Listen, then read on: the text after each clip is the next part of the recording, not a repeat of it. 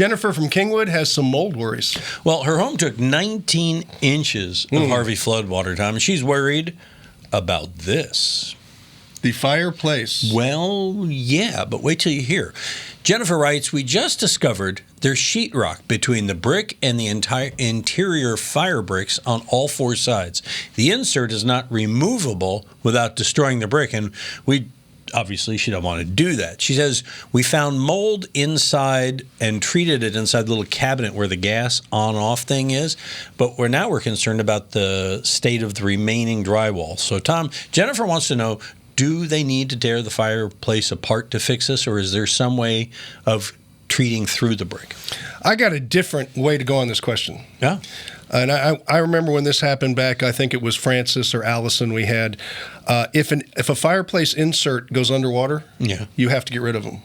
Oh. It's dangerous. So I know you have the sheetrock, and we're worried about that right now and whatnot, but that insert has to be dumped, and it has to be rebuilt with a new insert.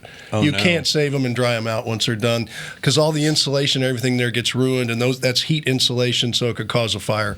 So once you get the insert out and everything, then you can go ahead and treat the rest of the stuff as you see fit, but the insert has to go.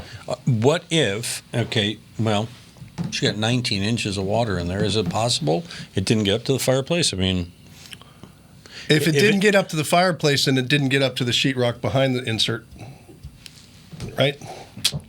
Tom, that's why you sit over there and I ask the questions over here. It probably isn't that high off the ground. Yeah. All right. Well, go ahead and send us some more questions and see if you can stump Tom. Come on, you can do it. Go ahead and send them to us at HomeShowRadio.com.